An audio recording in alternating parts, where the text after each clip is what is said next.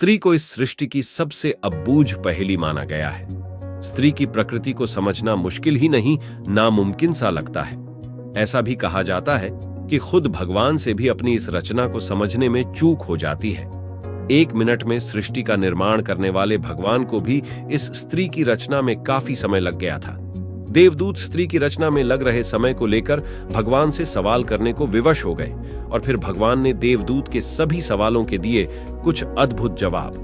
दरअसल भगवान को स्त्री की रचना करते हुए 6 दिन बीत चुके थे, फिर भी रचना अभी अधूरी थी।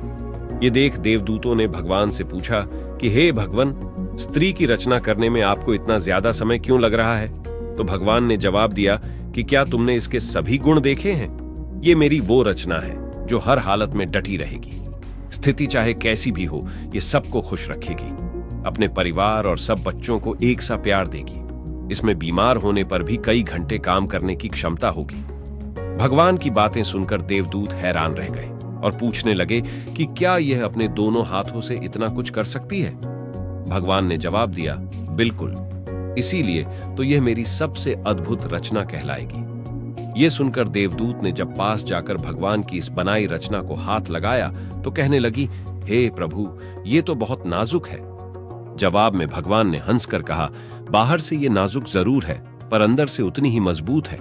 अर्थात ये कोमल तो है पर कमजोर नहीं। इतना सुनने के बाद देवदूत इस रचना के बारे में और भी जानने को उत्सुक हो गए। देवदूतों ने भगवान से पूछा, हे प्रभु, क्या स्त्री में सोचने की क्षमता भी होगी?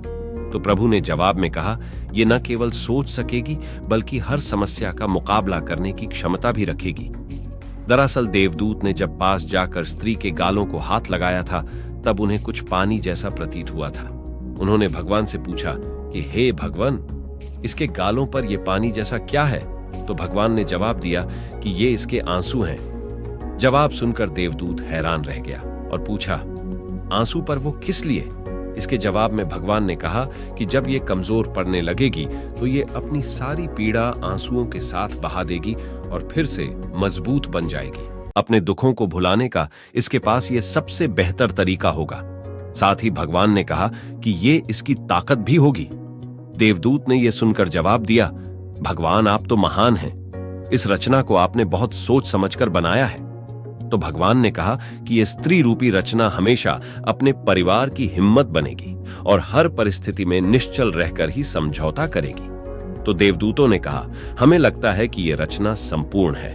भगवान ने जवाब में कहा, नहीं, अभी इसमें एक कमी है और वो ये है कि ये अपना ही महत्व भूल जाएगी कि वो खुद कितनी खास है।